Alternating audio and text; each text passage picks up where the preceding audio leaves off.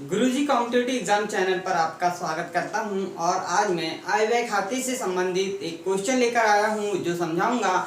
इससे संबंधित थ्योरी मैंने पिछले वीडियो में आपको बताया था। ले चलता हूं सीधे उस सवाल पर जिसकी हम बात कर रहे हैं।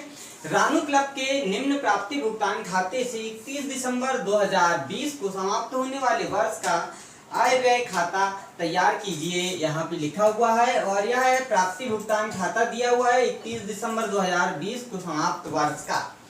अब यहाँ पे जो मदद दी गई है उसके बाद में समायोजन भी दिया गया है, इन पर हम बात करेंगे और आय व्यय खाता कैसे तैयार किया जाता है वह यहाँ पे हल करके बताएंगे। आप वीडियो छोड़कर ना जाएं और अंत तक जरूर देखें। अपने दोस्तों को भी वीडियो शेयर करें। लीजिए, सबसे पहले प्राप्ति रोकड़ प्राप्ति हुई है, चंदे से प्राप्त हुए हैं, प्रवेश शुल्क से प्राप्त हुए हैं, विनियोग पर ब्याज है, विविध प्राप्तियां हैं। यहाँ पर देखिए भुगतान की हमने सामान्य व्यय है, वेतन, फर्नीचर, किराया और विनियोग और रोकड़ शेष यहाँ पे हमें और योग 2260 यहाँ पे मिल गया प्राप्ति भुगतान खाते का। और हमने कहा था कि प्राप्ति भुगतान खाते की सहायता से ही आय व्यय खाता तैयार किया जाता है। जब प्राप्ति भुगतान खाता तैयार किया गया उस समय कुछ समायोजन किए गए जो हमें पता हुए कि वार्षिक चंदे की 150 रुपये बकाया है। और जब ऐसा समायोजन है तो समायोजन जो चंदा है इस पर हम टिक लगा लेंगे कि इसमें कुछ करेक्शन है, इसे हमें देखना है। दूसरा देखिए, तथा 50 रुपये आगामी वर्ष के इसी चंदे में है, दोनों करेक्शन। आगे बात करते हैं प्रवेश शुल्क। तो यहाँ पर फर्नीचर पर 30 रुपये ह्रास अपलिखित करना है। यहाँ पर फर्नीचर जो है इस पर टिक कर दिया हमने याददाश्त के लिए कि हम भूले ना, इस पर कुछ समायोजन है। विनियोग पर ब्याज के 50 रुपये अप्राप्त है, तो विनियोग जो है इसकी बात कर लेते हैं और इस पर टिक कर लेते हैं, 50 रुपये अप्राप्त है। इसी प्रकार आप देखिए प्रवेश शुल्क का पूंजीकरण करना है। जो प्रवेश शुल्क है हमारी, इसे पूंजीगत माना गया है, यहाँ पर आयगत नहीं माना गया है और पूंजीगत माना गया है इसलिए इसे हम यहाँ पे लिखेंगे। अब देखिए यहाँ पर जो विनियोग पर ब्याज और फर्नीचर पर ह्रास और वार्षिक चंदे के और आगामी वर्ष का इनमें करेक्शन है और आय व्यय खाते में हम समस्त करेक्शन को भी यहाँ पर लिखते हैं। तो ठीक है, हम यहाँ आय व्यय खाते जो बनाते हैं उस आय व्यय खाते की यहाँ बात करेंगे और आपको बताएंगे कि आय व्यय खाते के प्रारूप के संबंध में हमने आपको इससे पहले की वीडियो में इसका प्रारूप समझाया था। और सबसे ऊपर आय व्यय खाता लिखा जाता है, लेकिन किसका है उसका नाम लिख दिया जाता है, तो रानू क्लब। यहाँ पर हम लिखेंगे रानू क्लब का आय व्यय खाता और समाप्त होने वाले वर्ष के लिए तो 31 दिसंबर 2020 को समाप्त वर्ष का। यह हेडिंग डालना होता हमें और इसे बिल्कुल खाते के प्रारूप में दो पक्ष हम यहाँ पे तैयार कर लेंगे। दो पक्ष जो हमारे बनेंगे, तो पहला पक्ष जो होगा हमारा डेबिट पक्ष की ओर व्यय लिखते हैं, क्योंकि यहाँ पे यह लाभ हानि खाते के जैसे बनाया जाता है। और आपको मालूम है नाम मात्र का खाता कहलाएगा यह, और नाम मात्र के खाते का जो नियम होता है वो नियम मालूम है आपको।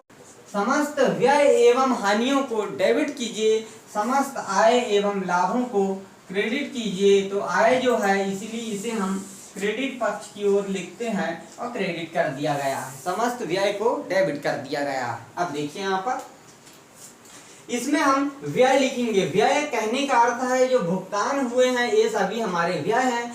तो पहला व्यय हो जाएगा हमारा सामान्य व्यय, और सामान्य व्यय हमारा यहाँ पे कोई करेक्शन नहीं है, 228 रुपये। तो 228 रुपये हमने लिख दिया, यह हमारा लिखा गया है।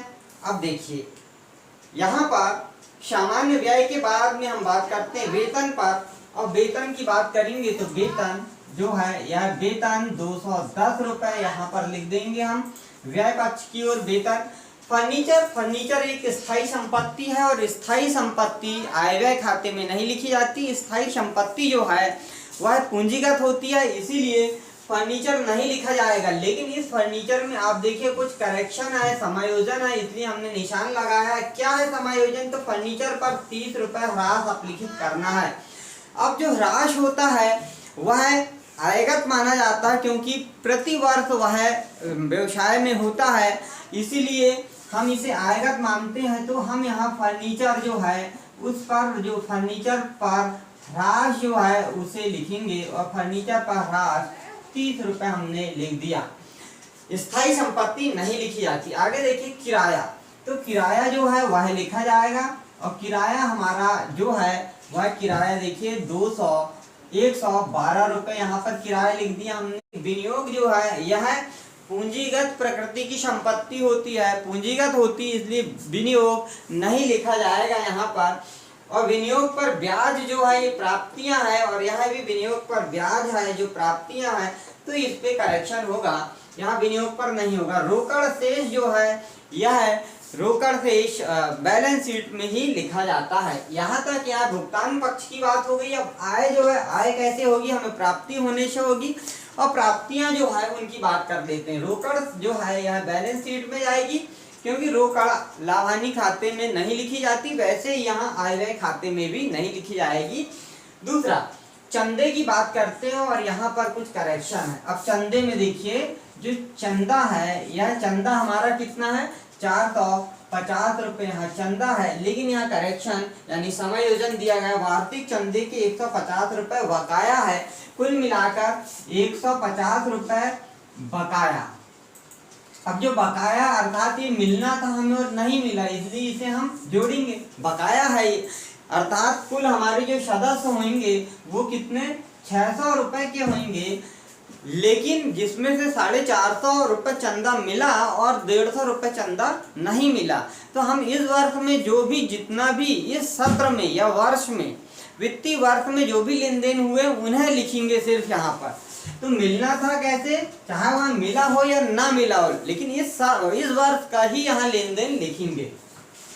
फिर यहाँ कहता है 50 रुपये आगामी वर्ष के हैं, यानी एडवांस मिल गए हैं, तो अग्रिम जिसे हम कहते हैं, तो अग्रिम को हम क्या कर देंगे माइनस कर देंगे क्योंकि यह अग्रिम हमें नहीं लेना था।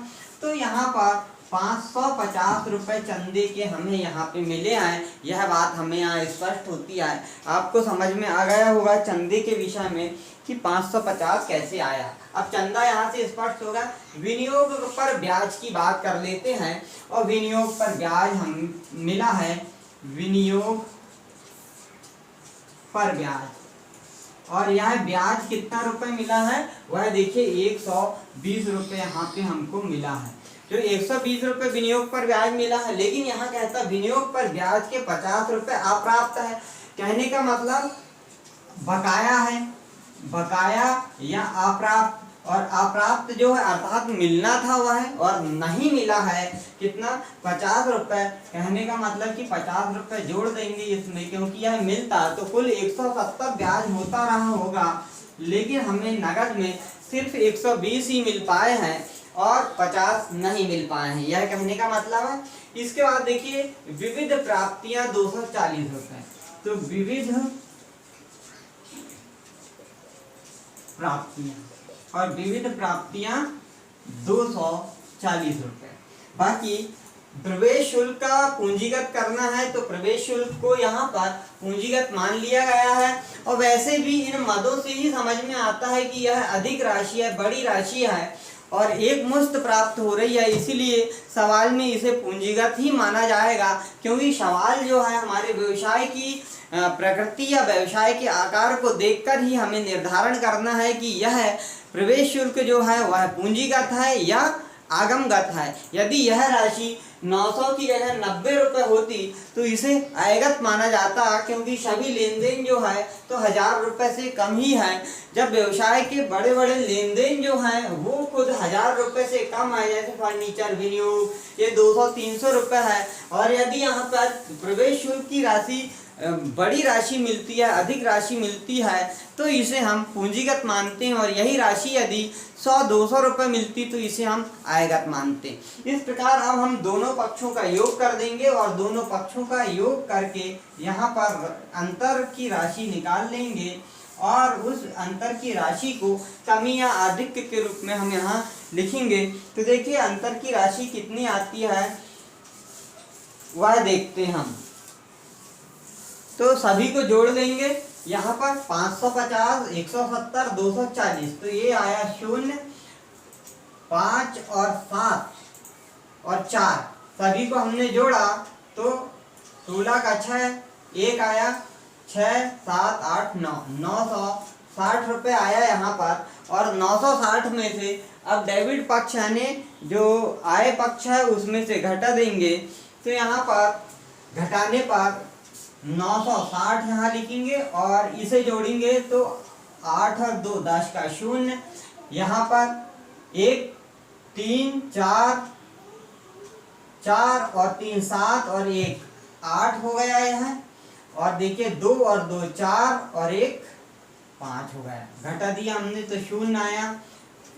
16 में से 8 नहीं घटता तो 1 लिए तो 16, 6 का 16 हुआ, 8 बचा यहाँ पे 8 बचा, 8 में 5 गया 380 रुपए का यहाँ पे डिफरेंस आया और कुल योग हो जाएगा 960 रुपए। यह जो अंतर आया, इस अंतर को ही हम आय पर व्यय का अधिक यानी इसे हम आधिक्य के नाम से जानते हैं, आधिक्य कहते हैं इसे। क्या कहेंगे? आय का व्यय पर आधिक्य। तो यह क्वेश्चन आपको समझ में आया होगा। यदि आपको वीडियो पसंद आता है तो अपने दोस्तों को शेयर करें और हमारी चैनल को सब्सक्राइब करें। आज के लिए इतना ही, नए वीडियो लेकर और आते रहेंगे।